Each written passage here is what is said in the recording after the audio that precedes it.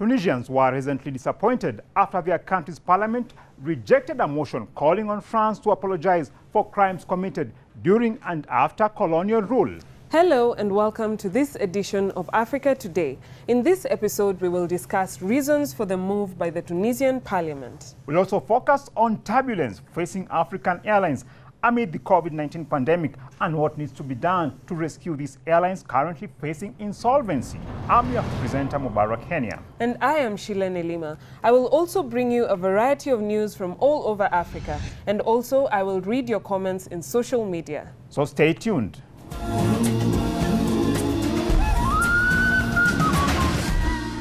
France's colonial crimes. Tunisia's parliament recently rejected a motion calling on France to apologize for crimes committed during and after colonial rule. In a documentary aired by Al Jazeera on Tunisia's battle for independence, some of the Tunisians involved in anti-colonial struggle recalled atrocities by the French. من حد ضروب الشمس حتى لليل معناها يجينا اسراب من الطائرات يضربوا يمشوا الطائرات ينزلوا علينا ويسركلونا بالدبابات. فيه يجي سنتين ولا ثلاثه واحده تضرب والاخرين لا وماتوا فيها نصيب وحصلوهم حيين وهزوهم وتروي قتلوهم.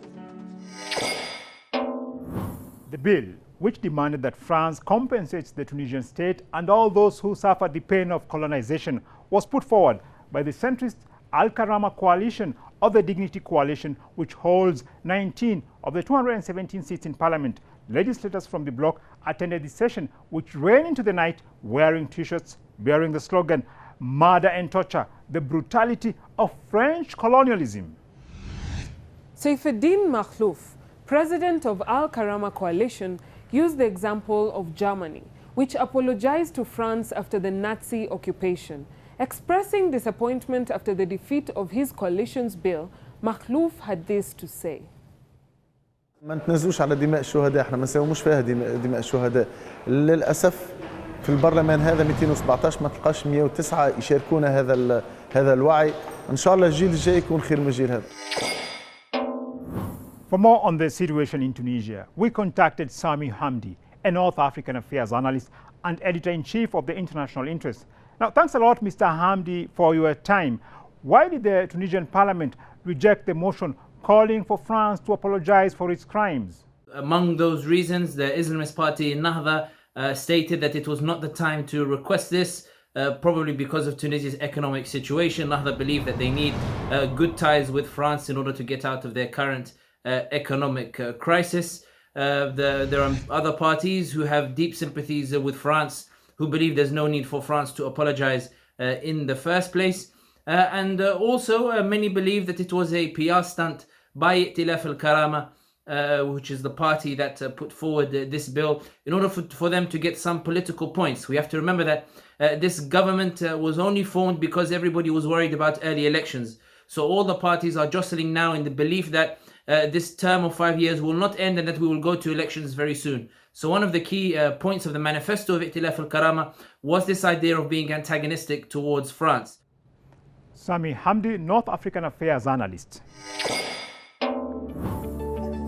Opponents of the bill claimed that such a move would be disastrous for Tunisia due to the country's close economic ties with France.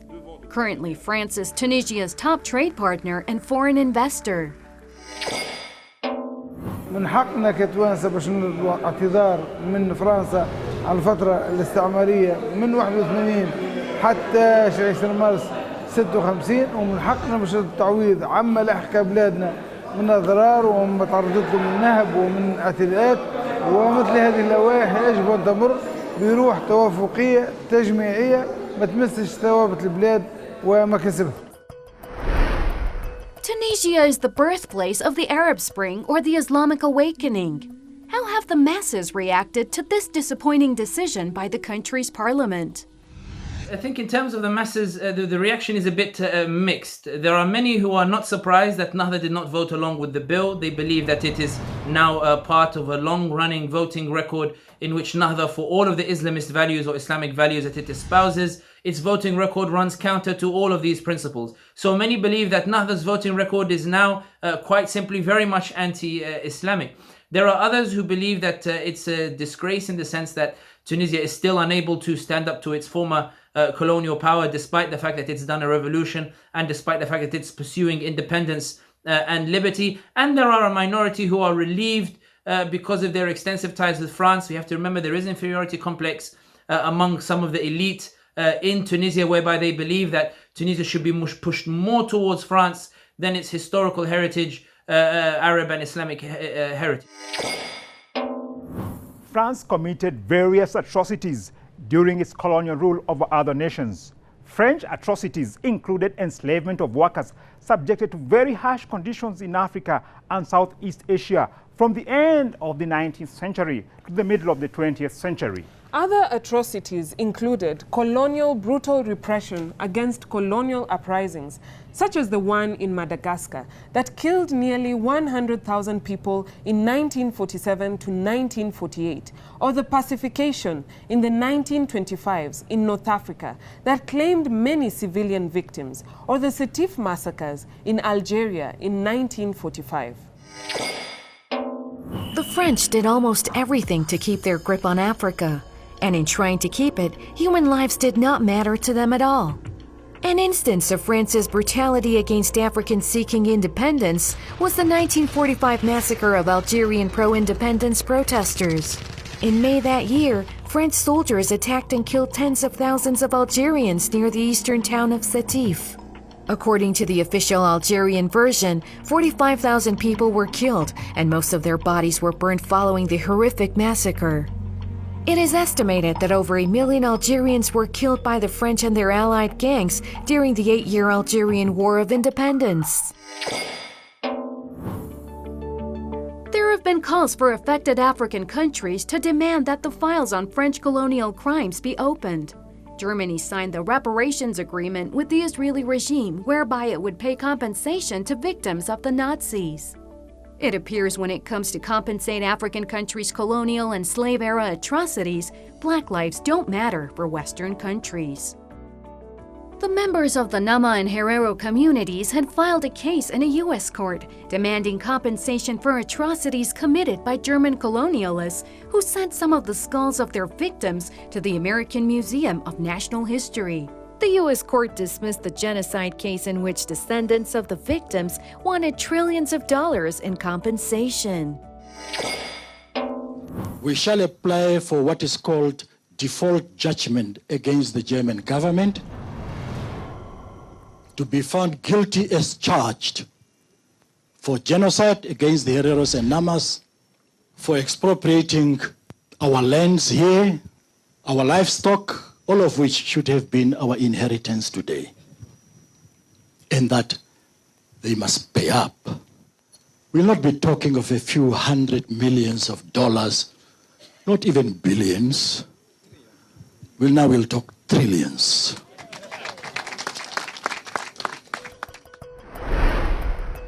Should the former colonial powers pay reparations to nations they once enslaved? I think when it comes to the issue of reparations, I think we have to determine to what extent the former colonized countries are independent from France. Let's remember that West Africa, until recently, was relying on the France-backed CFA franc. In Tunisia and Algeria, the economy is dominated by French companies. French influence is well known. The French ambassador in Tunisia has played a role in trying to form a government and bring parties together in order to ensure that France's interests continue. We've seen a discussion over whether Algeria should put the Arab or the Berber language in the constitution, not because of any desire for respect of the Berber language, the Amazigh language, but because France is worried about the status of the French language. Over half a century after independence, many African economies still rely heavily on Europe. The former colonial masters still maintain a stronghold over the continent in political, cultural, military, and economic sectors. This has hindered any meaningful efforts to demand compensation and reparations from Europe and America for crimes committed against Africans. Now here's my question. Why have many African countries being reluctant to demand apologies and reparations from France?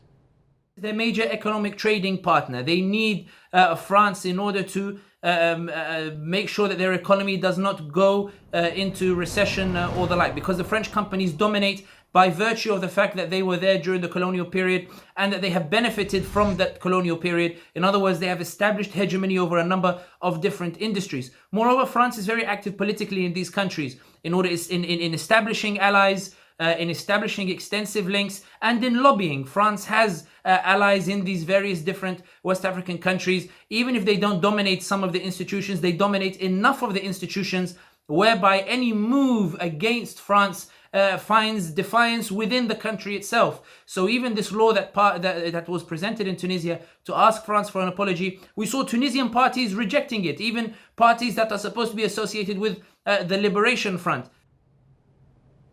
It's time for France to face its past and debate crimes against humanity it perpetrated against millions across the world, especially in Africa.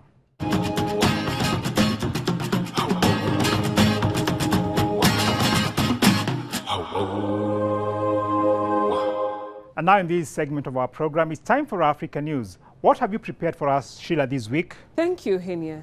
This week we have news from Kenya, Tanzania, Cameroon, Sudan, and of course, good news for the environment. Let's start with Kenya. Kenya replaced South Africa as the African non-permanent member of the United Nations Security Council. The East African state beat Djibouti in a virtual election in the General Assembly. It successfully attained 129 votes out of 192.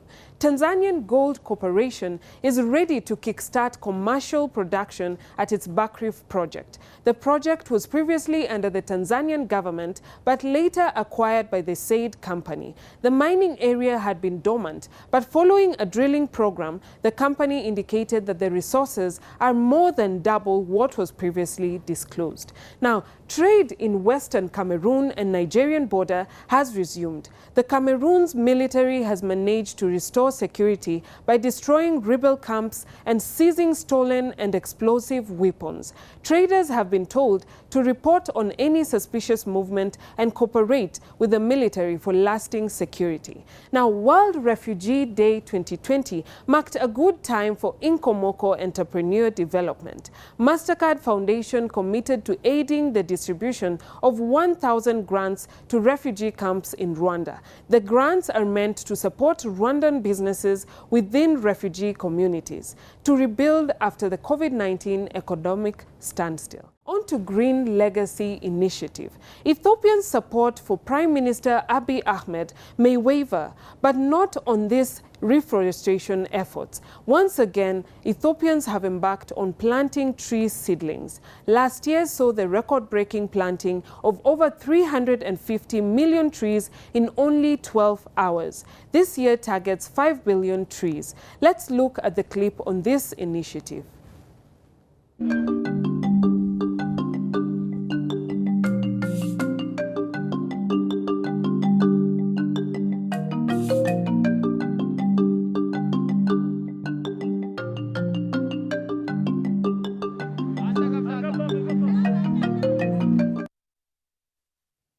Thank you for staying tuned.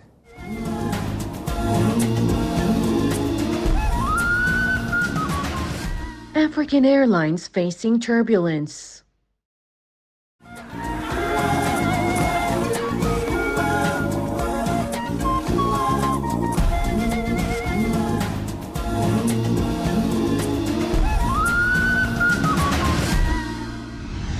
The African Airlines Association recently released a new analysis of the impact of COVID-19 on the airline industry in Africa, which reveals an estimated revenue loss of $8.103 billion for African airlines for the year 2020. The report is the first in a series of studies that will be published by the association examining the toll of the pandemic on Africa's air transport sector. Airline workers across the continent are being laid off, while some, like these South African Airlines employees, have held demonstrations to demand for payment of outstanding salaries and benefits. We feel we can't dictate to the government if they want to liquidate the company, but they need to liquidate it. It needs to be fair. I mean, who has ever worked or been without salary for 3 months? For more analysis on this issue, we contacted Abderrahman Barth, the Secretary General of African Airlines Association, and also Dr. Joachim Vamuten, an independent aviation economist. Let's start with Abderrahman Barth. Thanks a lot for your time. Many African airlines were already facing major challenges of staying in the skies even before the current crisis. Will they survive post-COVID-19? The challenge of COVID-19 is not only for African airlines. It's concerned all airlines globally. And the liquidity, the lack of liquidity for African airlines is very, very critical.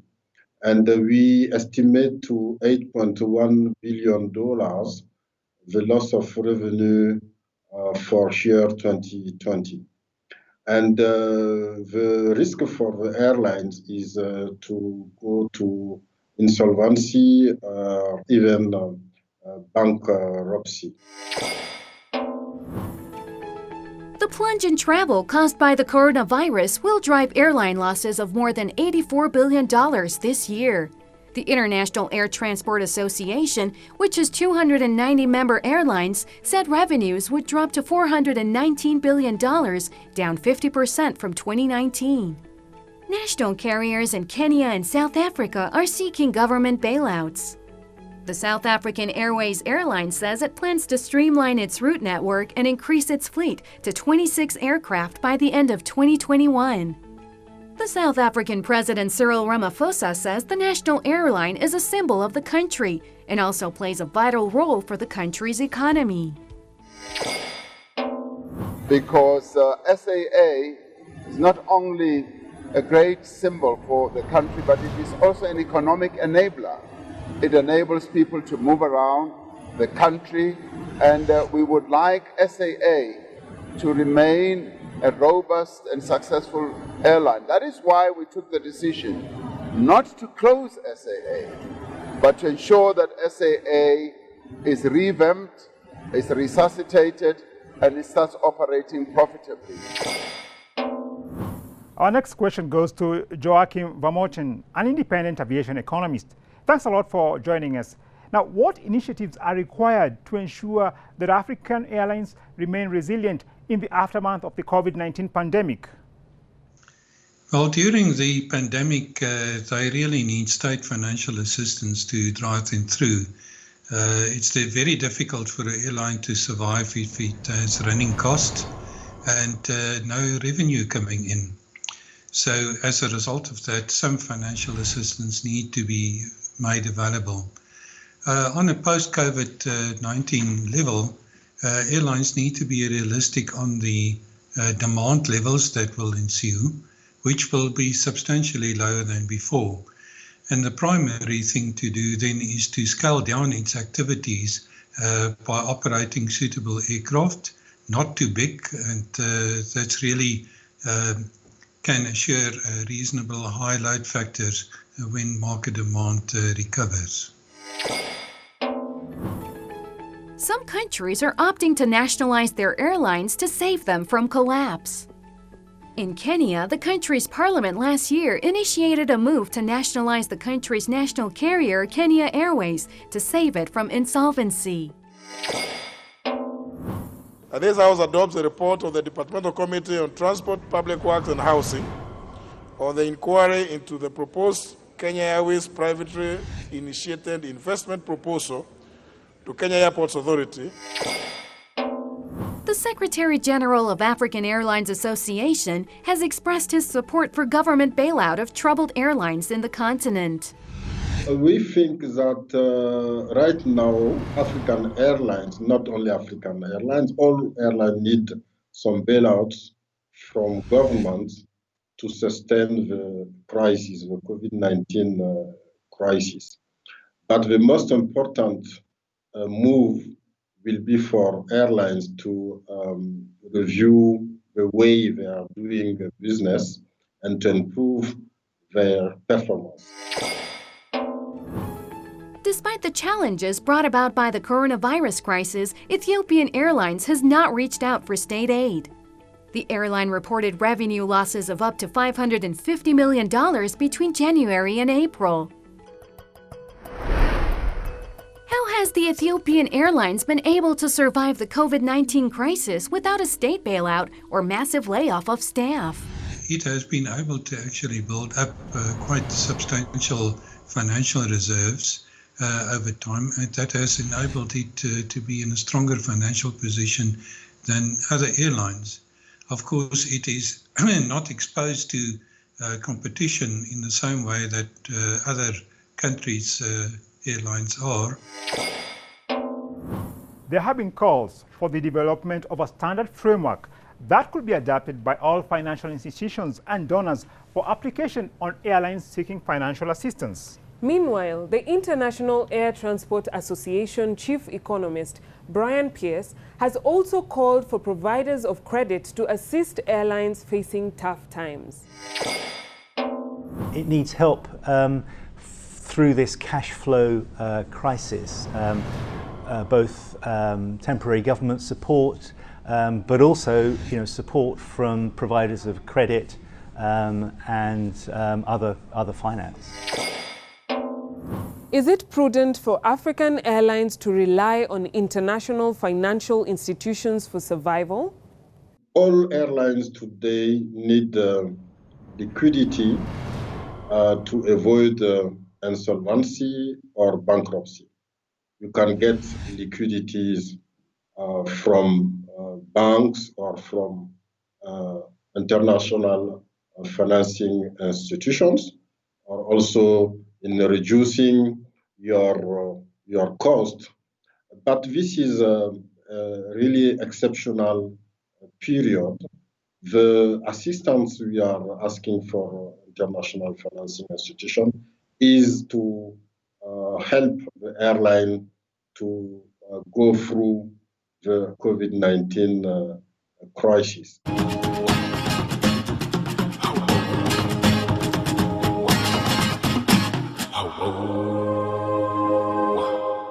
Welcome back. In this segment, we're going to look into our social media activities. In the episode airing the Rwandan genocide, specifically on Felician Kabuga, our viewers had this to say.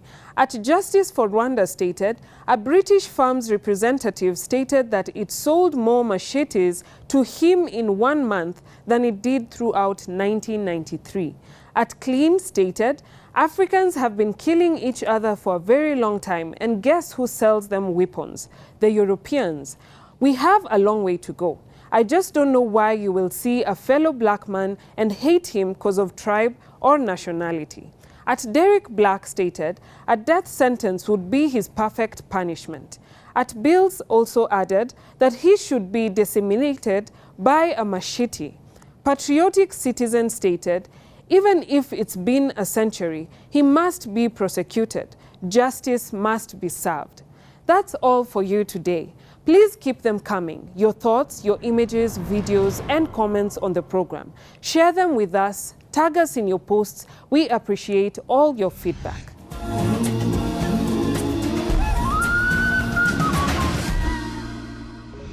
And that wraps it up for this edition of Africa Today, a program which brings you incisive analysis on news making headlines in Africa. From me, Mubarak Kenya. And as for me and the entire team, goodbye and see you next time.